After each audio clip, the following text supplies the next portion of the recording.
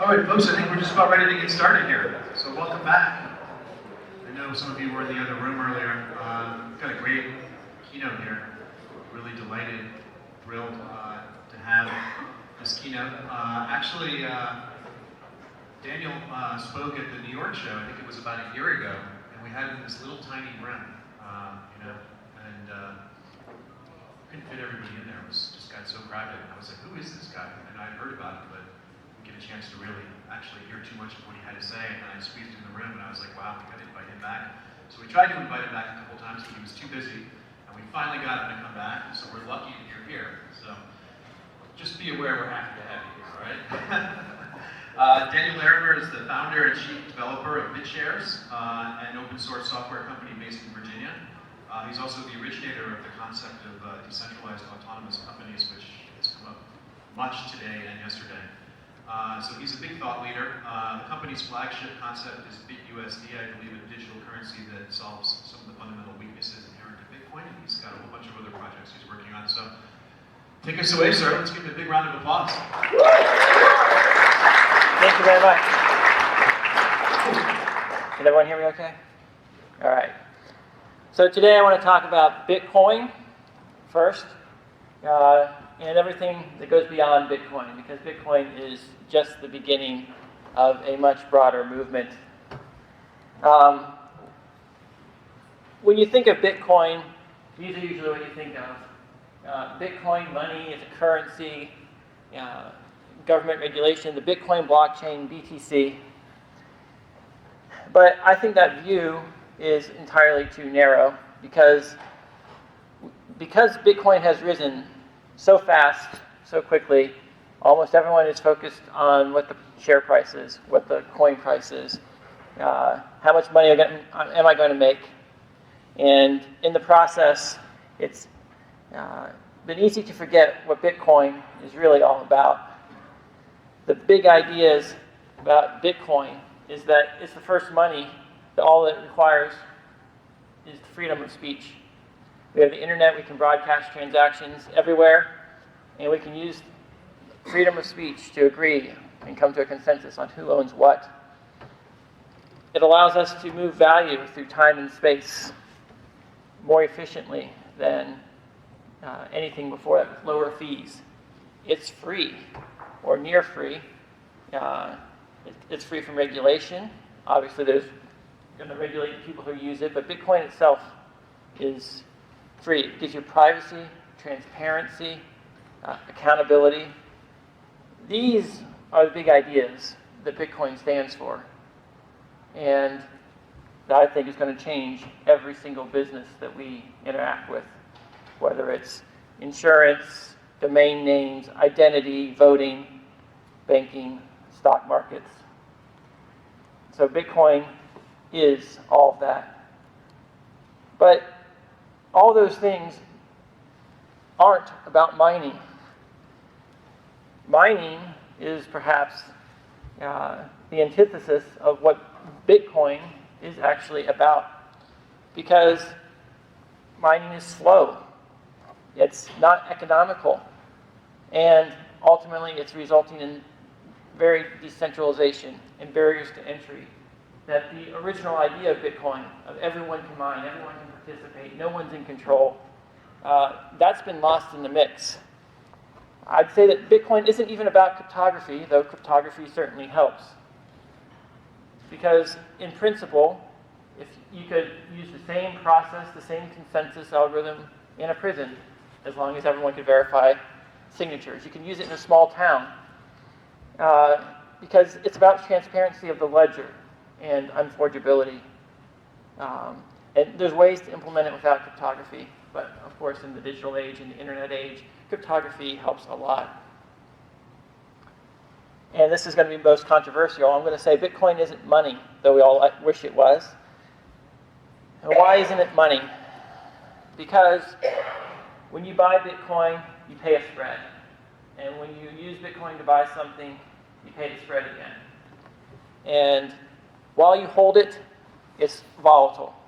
So everyone who's trying to use Bitcoin as a means of payment isn't actually using it for money. Merchants are accepting it, but cashing out immediately. And the spreads are entirely too wide and too volatile.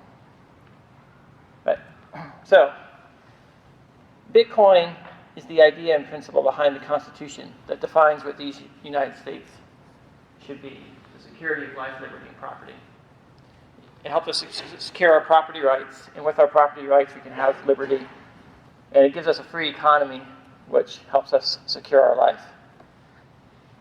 But, like the Constitution and these United States have turned into the United States, and the intent of the founding of this country has sort of been lost. We are now a world empire that's economically extorting people all over the world. And if we're not careful, and we could lose sight of the founding principles behind Bitcoin. As it grows and as more players enter the field, as it becomes centralized in miners, and therefore we get choke points and barriers to entry that ultimately are going to lead us with a same, maybe a different inside group of people that are keeping out everyone else. So Bitcoin is about being pioneers. We're settling a new frontier in the internet and the digital age where we can actually have freedom for property and using the ideas that Bitcoin has made possible. Bitcoin had mining, the idea being that it was distributed like gold, equal opportunity for everyone. But the laws of economics come to play, and the reality is that decentralized mining cannot be profitable. Economies of scale, benefits of centralization, cooling, capital accumulation, all those things mean that the person who can most profitably mine are going to be those who are most centralized, and everyone else who attempts to mine is not going to be able to earn a profit, which means they won't be able to do it unless they're contributing to charity. Last year in Vegas, there was a talk about the future of mining, where they highlighted how mining has become a couple mining pools and a few large ASIC manufacturers. And when there was a fork in Bitcoin, March 2013, these people got together and they voted on which blockchain, which fork to support. And that leads me to the $500 million question. I wanted to ask this that day, but we ran out of time before I could get to the microphone and ask it. If we're going to trust these people to produce the blocks and to vote on which blockchain's the official blockchain, couldn't we do it much more efficiently if they just signed the blocks with a cryptographic elliptic curve signature instead of spending $500 million a year to produce a hash signature that can be forged by anyone who's willing to spend $501 million a year?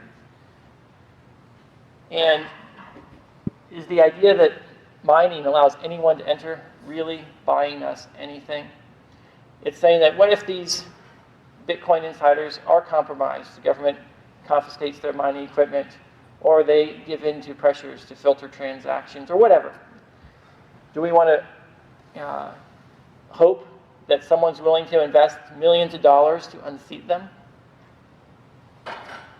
So I'd like to introduce a new way that I understand Satoshi's Bitcoin, not from the perspective of a currency, but instead, Bitcoin is nothing more than the ledger of a virtual company that tracks who owns what stake in this company.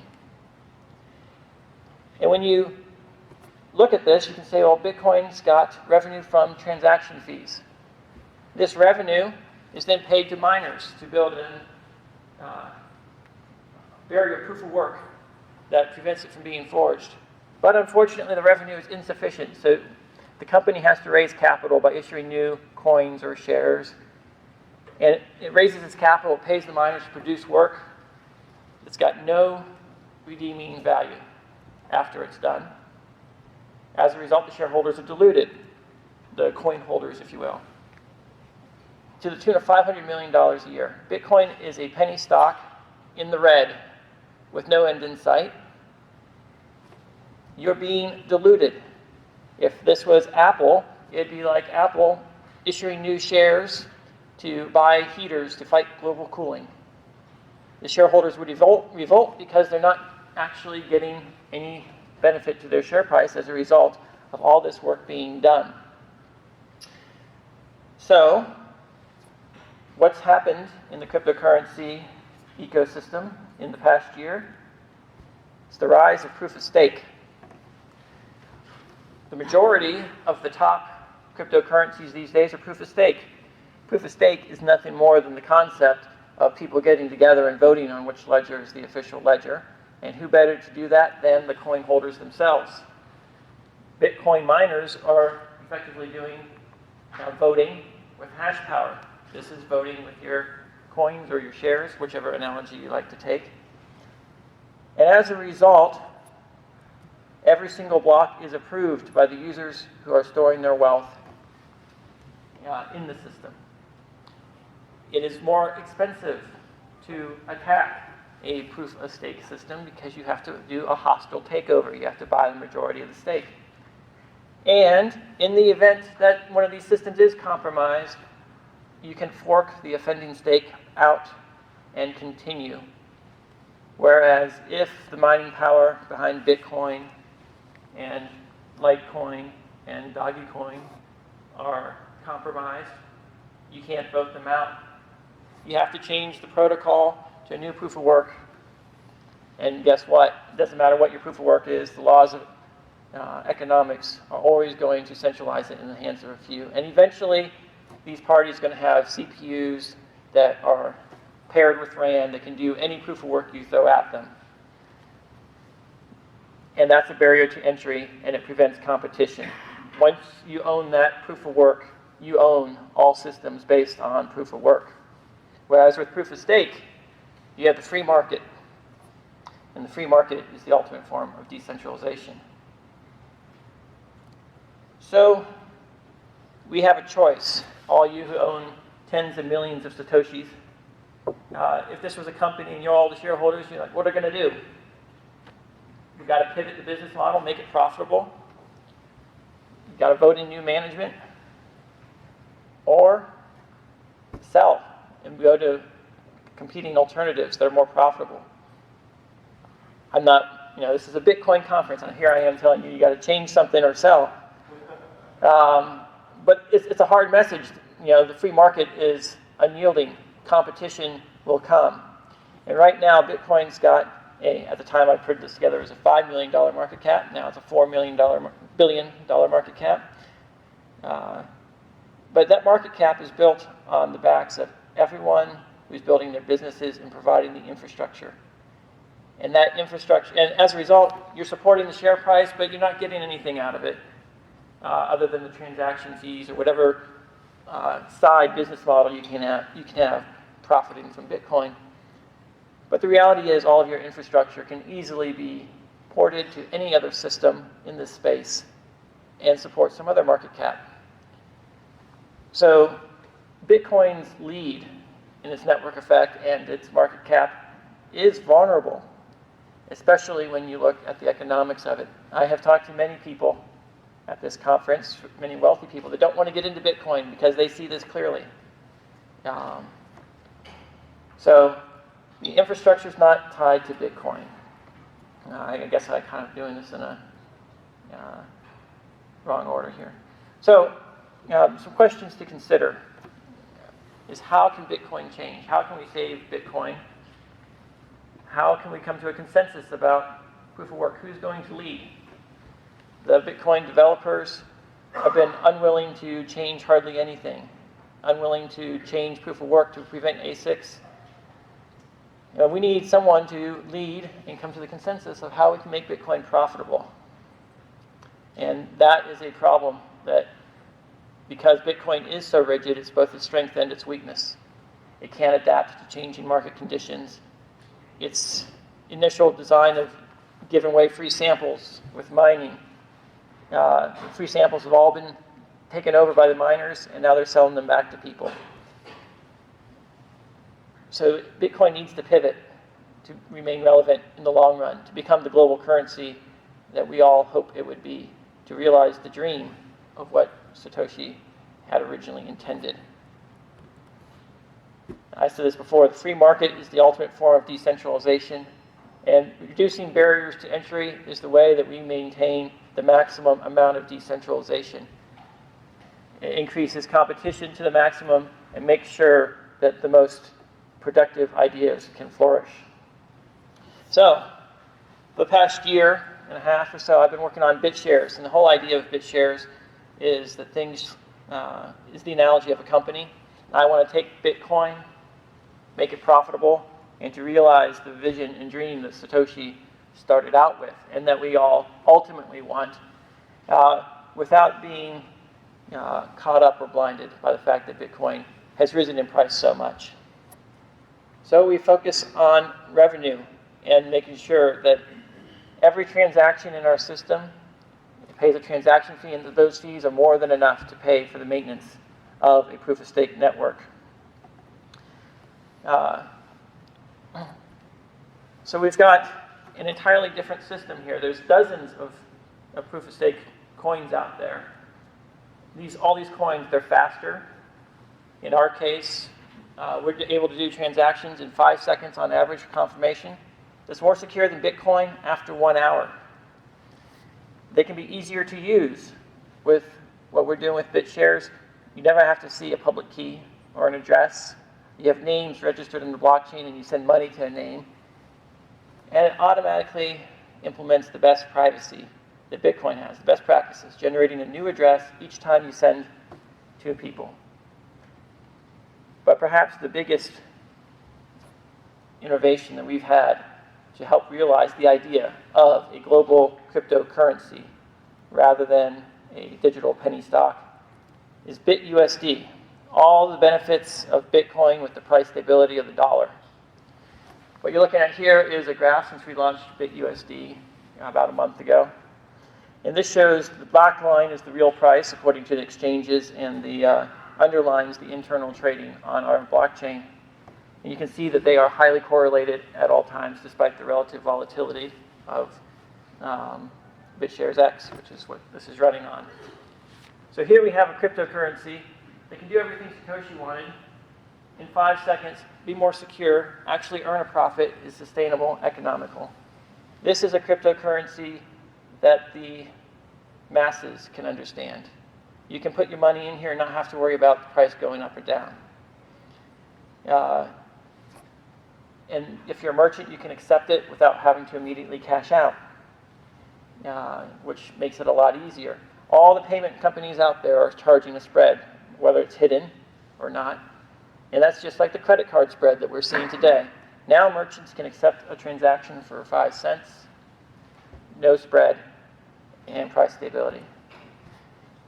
But there's one more thing that BitUSD has that is going to change things, and that is yield. BitUSD is created by being lent into existence using a cryptocurrency, BitShares X, as the collateral. Those who borrow the USD to sell it and create it are paying interest to those who hold the BitUSD, and this interest is variable. It depends upon the expected growth in the underlying. So now, the people who are bullish cryptocurrency, understand this technology, can provide incentive for all the regular people who don't want to worry about the volatility or the risks. They take all the risks, they get the gains, and the average man gets a relatively high interest rate. Not funded from inflation, not funded with a Ponzi scheme, but funded from free market participants taking opposite sides of a trade. One gets leverage, the other gets price stability. It's all collateralized 3x. There is no counterparty. It's not an IOU. This is not Bitstamp USD trading on Ripple. This is not user-issued assets on Next, where the company that backs it can go out of business or the government can seize the funds like eGold or those before it. This is not a system where the supply of BitUSD only ever grows, and it depends upon a never-ending game of musical shares of like other systems have been released. This is a system that works at any scale, small or large. It's possible for the supply of BitUSD to go back to zero when everyone unwinds their positions. And so it's a real game changer. It's got an internal market. It automatically will do margin calls whenever the collateral starts to be at risk of running out. So the system can handle all the volatility that Bitcoin has ever seen without having any event where the BitUSD is uncollateralized. So this is a game changer because now the average man can just view the blockchain like a bank. They've got a currency they can transfer in 5 seconds to a name and never have to deal with an address. And any transaction fees or spreads that payment processors might have are more than made up for by the yield. And the risk of default of the system, systematic risk, is also made up for by the rate of return they're getting.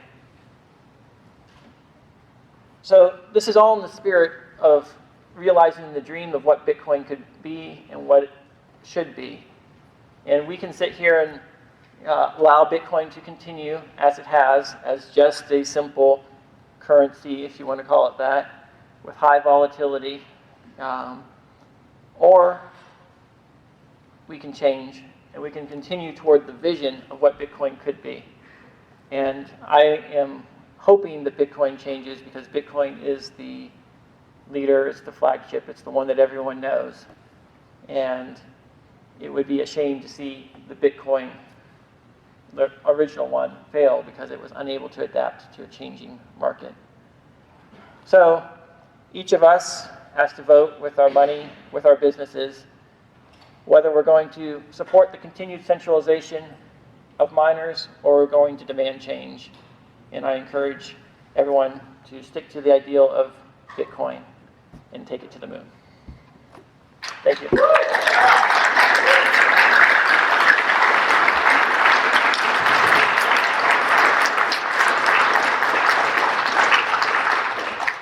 Looks like there were a lot of tweets during your talk. Do you guys have any comments or observations or questions or anything you want to add? Just raise your hand.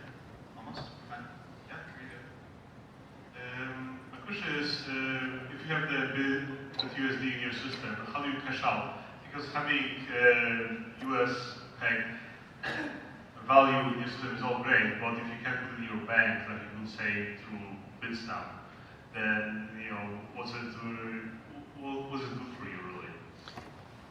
It's an asset that's got the value of $1. It's not $1, which means that at any time you can trade it on the market in any exchange for about $1.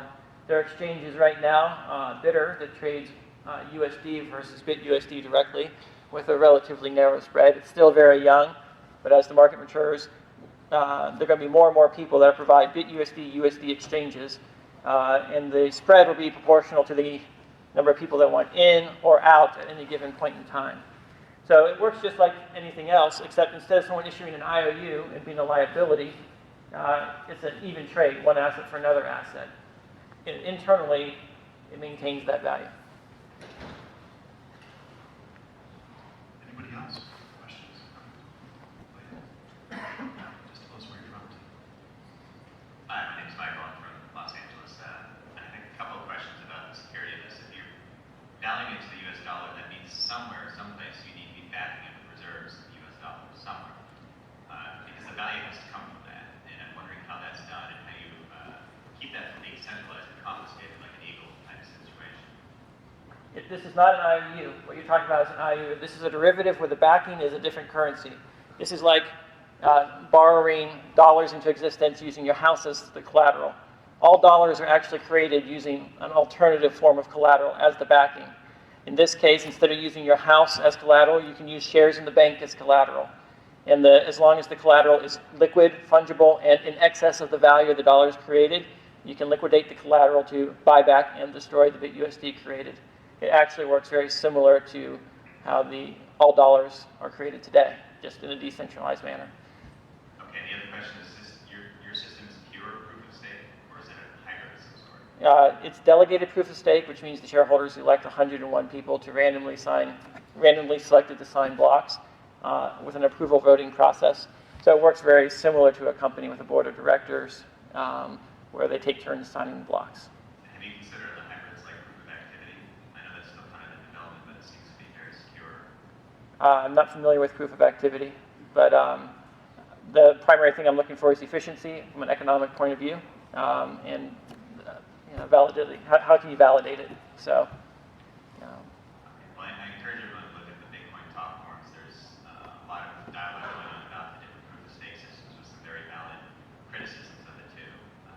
I'm familiar with the criticisms on proof of stake as well. And obviously, if we're going to realize the dream, have to stay flexible. And I am not committed to any particular proof of stake scheme. I'm committed to the best I can come up with at the time, or anyone can come up with. One thing I want to point out, we have BitUSD, but we also have BitGold, BitSilver, BitWon, and they can all trade against each other. So where else can you go to get a digital gold? Value gold, not IOU gold. Hi, I'm Philip Bates. I'm a trader, also a blogger, write for Cointelegraph. You highlighted the proof of stake over the proof of work that Bitcoin is. You don't feel that a proof of stake coin rewards people for just holding on to their Bitcoin and not spend them? You want to reward people for holding it. That's how you create demand for the coin and you grow it. You don't want to have a company that says, I want people to sell or spend or get rid of my shares. You want to do everything you can to encourage people to accumulate value in it. So spending does not drive value. In fact, all the spending of Bitcoin is resulting in selling pressure, pushing down the price of Bitcoin. You want to create an asset that people want to hold and save. And that's contrary to a lot of economics you hear from the government, but it's the foundation of savings. The weakest currency, people always get rid of what they don't want. So you'll pay with your credit card rather than your cash because cash is harder to come by.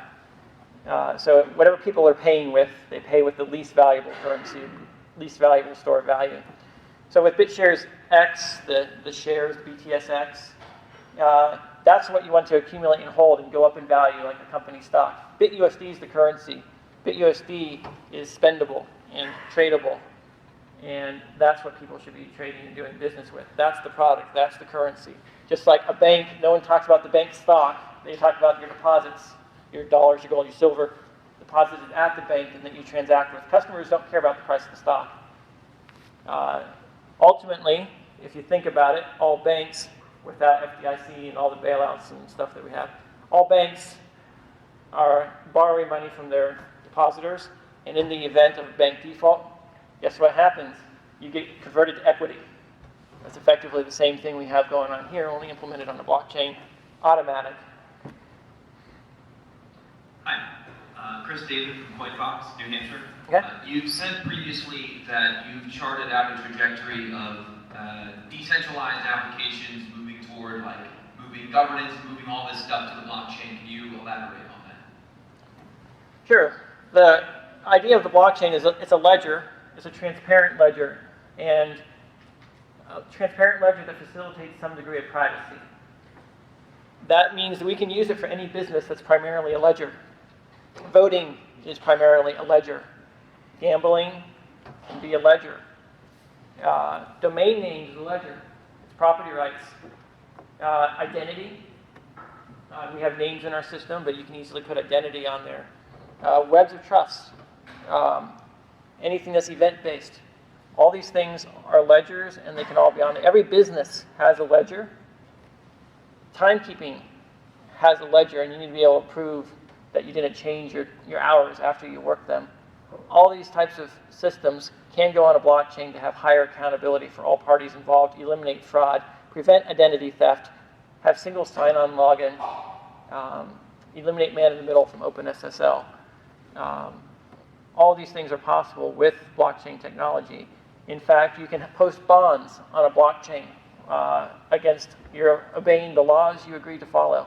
You can have complete governance on a voluntary basis because blockchain technology allows us to reach a peaceful form of consensus and is the alternative to governments, which are a coercive, violent form of consensus.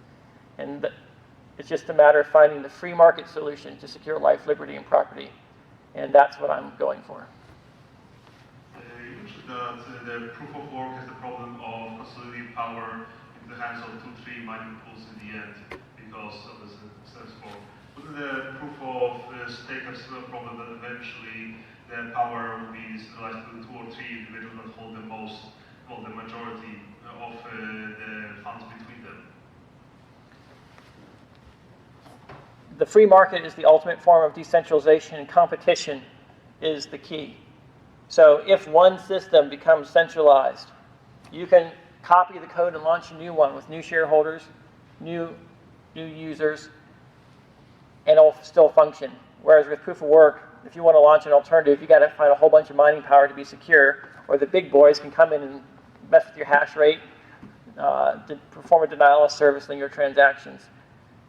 So it's about the competition and the free market as a whole. Each and every blockchain is, in fact, a mini centralized system. All the users, all the transactions, they're all centralized on one blockchain. But the free market is fully decentralized. Each person is autonomous and can make their own decisions about who they do business with, who they associate with, what they accept as payment.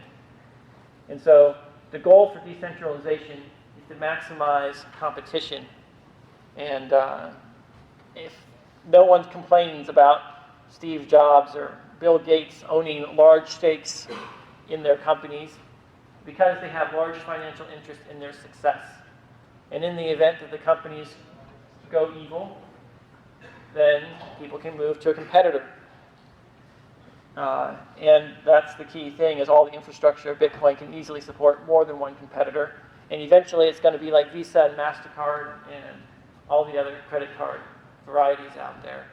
All merchants are going to accept them all, particularly if they all have BitUSD on it. Because guess what? You don't care about the value of a particular system. You're still being paid $1 worth of value. So this greatly increases competition to provide the services we want. I'm still struggling to understand exactly what it is about that's happening behind the scenes that should give me confidence that the BitUSD liabilities can be paid out on in full that dollar value. Can you tell us a bit more about either the exchange or hedging strategies behind it? Sure. On the blockchain, you have two parties. They disagree about which direction the dollar is going to move against BitShares X. One party thinks that the dollar is going to go down. They're the one that's bullish. They want leverage. The other thinks the dollar is going to go up. And they want to make sure that if the dollar goes up, they can maintain the purchasing power. So they both place orders on the blockchain. They get matched. You've got $2 worth of shares or coins from one user, $1 worth of coins from another. You can have $1 worth of anything. You have $1 worth of Bitcoin, $1 worth of gold, $1 worth of silver. So $1 is just a unit of measure. Now you've got $3 worth of coins held as collateral, and you have -1 USD and +1 USD. The reason you know that you're going to be able to get a dollar out in the future is because the person wants to get their $3 back, and they can't access their $3 until they buy back your dollar and cover their position. They are forced to cover on a monthly basis. So if they don't manually cover at a profitable opportunity, the system will close out the position, buying at the market rate. And therefore, anyone who owns BitUSD can hold out for $1, and eventually it will be accepted because it'll be the highest or lowest bid, depending on your perspective on the market. So that's how you know. If the price of the dollar starts climbing and the collateral starts becoming sufficient, it's going to buy back immediately. So anyone holding BitUSD or BitGold or BitSilver, they're in the position to hold out until they get it. And because of that, you can sell immediately to someone else who's willing to hold out for you until the market flow of capital changes. For a small premium, if you want out right now, if you want to move $1 million out, you can liquidate it today, and people will charge a small premium based on the rate. So it's not a promise to pay $1. It is set by market forces. So it is possible for it to be worth less than $1.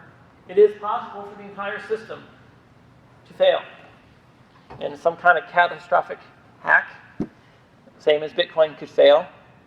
And if the entire system failed and fell in value by 66+% instantaneously, then you would be uncollateralized. So you are still exposed to risk to the system. But when you're in Bitcoin, you're exposed to the same risk in the system. The difference is you got price stability while you're in there, and you're getting a positive rate of return to compensate you for that risk. Going on that, so if your biggest issue is liquidity, it's how many people are actually buying these options, how many BitUSDs can provide this. Is that correct? So if there, say there's $5 of people actually betting on these options, you couldn't have 1 million BitUSD out there without taking on huge risk. So it's kind of double risk that people are still risking money in cryptocurrency in a sense, because they aren't putting the money in that first, then they're also putting it in these options in BitUSD. It's a double risk. Isn't that right? It's not double risk. One person's assuming more risk. They're leveraging. They're exposed to more risk of the underlying cryptocurrency than the other person who has the BitUSD. The BitUSD is not exposed to the momentarily, day-to-day fluctuations in price. It's the only cryptocurrency that hasn't fallen despite the Bitcoin fall. It's held right about $1, even with relatively young and illiquid markets. The supply of BitUSD grows and contracts based upon the demand to hold it. And the only way it can come into existence if there is someone willing to short the dollar and take a leverage position, and there's someone willing to go long on the dollar. And they have to agree on a price, and the only price they agree on is about $1, because otherwise one person or the other starts out in a losing position. I guess what I mean, the risk is, let's say I buy a bunch of BitUSD, and suddenly BitUSD's liquidity goes way down because less people on the options know.